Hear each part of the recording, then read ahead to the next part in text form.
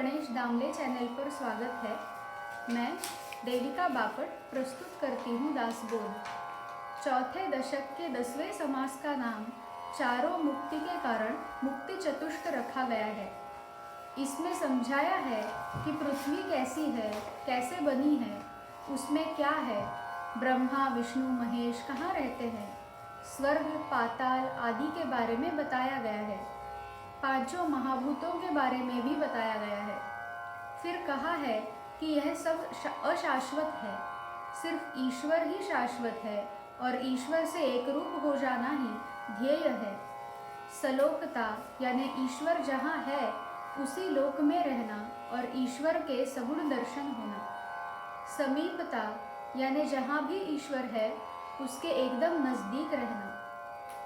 सरूपता यानी ईश्वर जैसा रूप पाकर ईश्वर की सेवा करने का अवसर मिलना। ये तीनों नष्ट हो जाएंगे।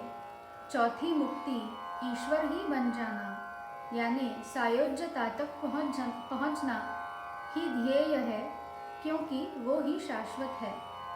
अगर आपको ये चैनल पसंद आया हो तो इसे सब्सक्राइब करें, लाइक करें, शेयर करें और बेल आइकॉन को दबाएं। दशक 4 समास 10 मुक्ति चतुष्ट। पांच भूत कहाँ से आते 8वें दशक में लिखा है। शुद्ध ब्रह्म तो निराकार पर अहंकार बन जाता है। अहंकार तो वायु रूप उससे तेज प्रकट होता है। तेज से फिर जल आता है, सभी और छा जाता है।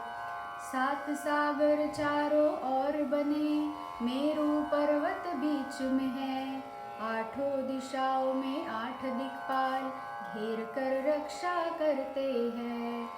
आखिर इस और पर्वत के बद्री नारायण आता है। यहाँ तापसी देह त्याग कर निर्वाण पाने आते हैं। एक और केदारनाथ सब दर्शन करने आते हैं। मेरु पर्वत बहुत ही विस्तीर्ण जगह पर फैला है। मेरु पर्वत के पठार पर 3 शिखर नजर आते। ब्रह्मा विष्णु महेश तीनों परिवार समेत वहाँ रहते। ब्रह्मा का शिखर पत्थर का, विष्णु का पन्ने का है। शिव जी का शिखर स्फटिक का, कैलाश उसी को कहते हैं। वैकुंठ नाम है विष्णु शिखर का, सत्यलोक है ब्रह्म शिखर का। उसी तले अमरावती है, इंद्रदेव का जहाँ वास है।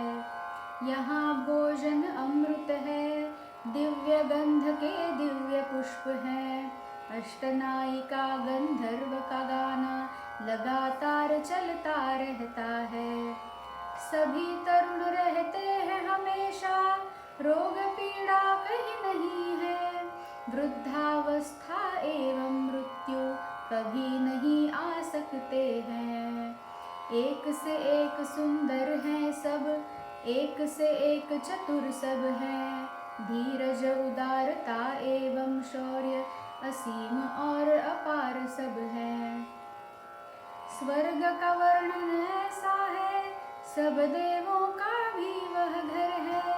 उस जगह का वर्णन कर ले जितना, उतना कम ही लगता है। उपासना जिसकी करते, उसके लोक में रहने लगते।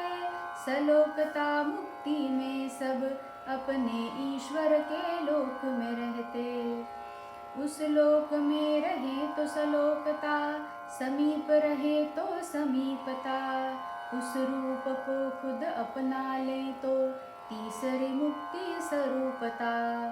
देव स्वरूप बने भी तो कौस्तुभ लक्ष्मी ना मिलते। स्वरूपता मुक्ति के भी लक्षण कुछ ऐसे होते। पुण्य जितना मुक्ति उतनी फिर धक्का खाकर आता है।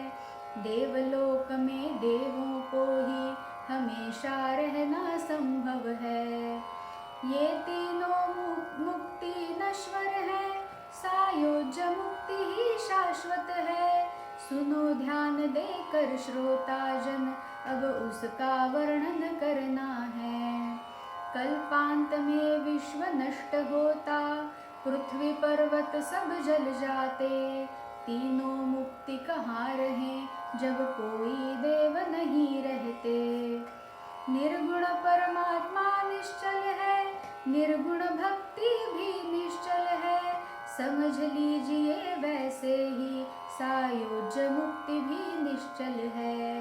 निर्गुण से अनन्य होंगे तो सायोज्य मुक्ति मिल जाती है। स्वस्वरूप में खो जाओ, निर्गुण भक्ति बन जाती है। सगुण भक्ति चल नाशवान, निर्गुणाचल शाश्वत है। ये सब बातें तभी समझती जब सद्गुरु समझाता है।